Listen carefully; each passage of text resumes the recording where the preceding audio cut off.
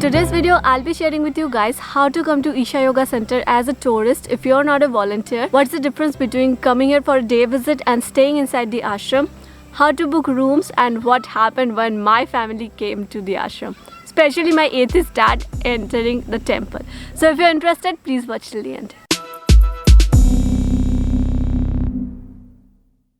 Hi, this is Shato and welcome to my YouTube channel. If you're watching my video for the first time, well, I work in Isha Foundation and I'm staying in the ashram for almost 2 years. If you're confused about being a staff and volunteer in Isha, I have made a separate video on that. You can go check that out later. But this video is about ashram visit. So thousands of people come to Isha Yoga Center every day. But if you're coming for the day visit, you won't be able to access the whole ashram. Only the Adiyogi statue inside the ashram. There's Suryakund, Chandrakund, Devi Temple, Dhanalinga and Pepper Vine. And also you can attend the free Upayoga class. But the ashram is much bigger than that. And to get inside and experience the ashram life, you need to pre-book the cottage and stay here for few days. Before getting into the details, if you're planning to come to Coimbatore Isha Yoga Center from far away, let me share with you guys my favorite travel app, that is Vigo. Vigo is a global travel brand and its services are available in various languages and currencies. Specially handy for booking international flights and hotels, as it compares hundreds of flights and hotel booking websites to bring you the cheapest deal. With this app, you can also book flight tickets directly. For hotel bookings, it offers choices from home rentals like Airbnb, also websites like Make My Trip, Booking.com and many more. You can also explore exciting features like fun activities and IRCTC train booking all in one place. Vigo has the world's fastest loading app, useful for last-minute booking even in low connectivity areas. Vigo is today's video partner and I'm going to put the link in the description from where you can download the app.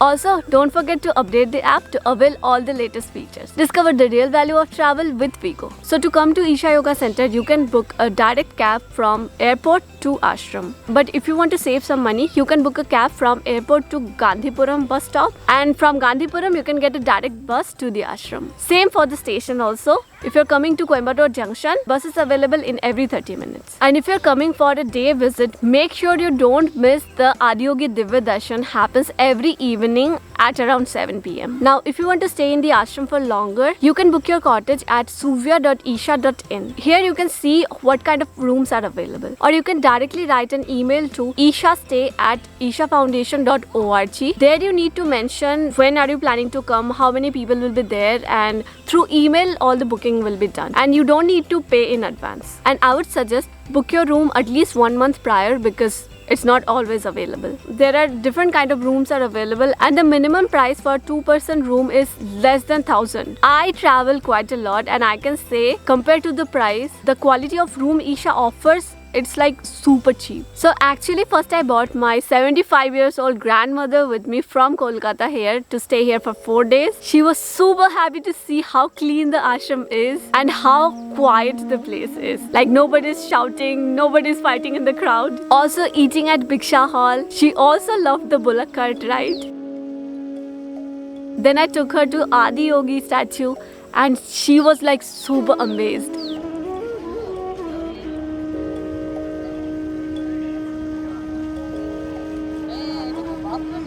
কেমন লাগছে দুজন? ভালো লাগছে। বড় নাতিনের সঙ্গে আসছি, ভালো না লাগে পারে?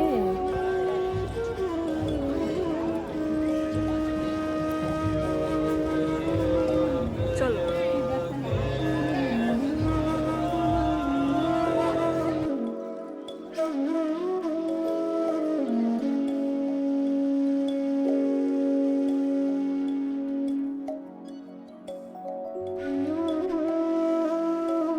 Also, she loved the Divya Darshan. Her only complaint was why they don't give tea, because she had to walk like around 10 minutes to go to Pepper Vine to buy tea for herself. And the best part is, at that time, to visit my grandmother, even my sister came to the ashram for 2 days. And she was like a completely anti-Sadhguru kind of a person. The very first day during the Devi procession where they do this aarti with fire and all, she posted a story captioned, "Much cultish." But I did not say anything to her. Thought like, okay, let's see. But after some time, she also started appreciating the place. Of course, no one can dislike Adiyogi statue. But what shocked me was seeing my sister sitting at Dhyanalinga for 30 minutes. And she even offered water in the linga. I was like, surprised. She loved the food in the ashram and she loves peacock, and ashram is like full of peacocks, so she loved that. And at the time of returning, she asked me how much of the ashram I have explored. I said not even 40%, and she said, I should have come here for longer. I don't know whether she will do inner engineering or not, and I don't force her, but I am hopeful. After my grandmother and my sister returned, they shared their experience with my parents, and finally, my atheist dad decided to come to the ashram. They came here for 4 days. My mom is like little religious. She also does yogasanas back in Kolkata. Not Isha Yoga, but yeah, something is always better than nothing. But my dad is like completely atheist. I mean, I don't have any memory of going to a temple with my dad. Whenever we used to go to a temple, he used to just take pictures from outside, appreciate the architecture, but never enter inside. But this time, I took my dad to Devi temple, also took her in Dhanalinga. There, he sat for 15 minutes, which is like impossible made possible. I was looking at my dad and he was not even able to sit straight. It was like funny. He was sitting like this, like this. But when I saw my mom coming out of Dhanalinga, her eyes were red and she was literally crying. Later, she started asking me why I was crying. I said, how do I know? Then she called her yoga teacher back in Kolkata, and her teacher said, you have experienced yourself close to Paramatma, that's why you are crying. Well, I don't know if that's true or not, but Dhyanalinga is something that is beyond words. I also took my parents to a nearby lake and to Pundi temple.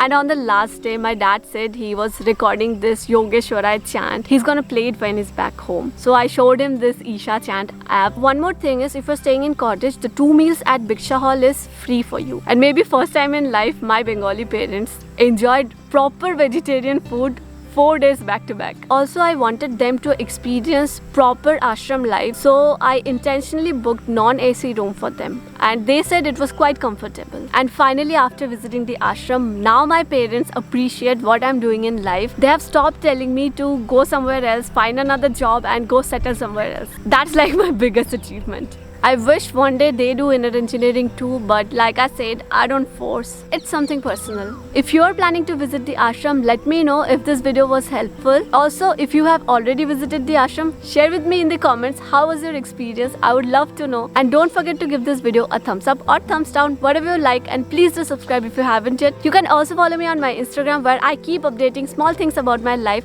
That's it. Bye. Play. No. Okay, then keep it. Thank you. Welcome.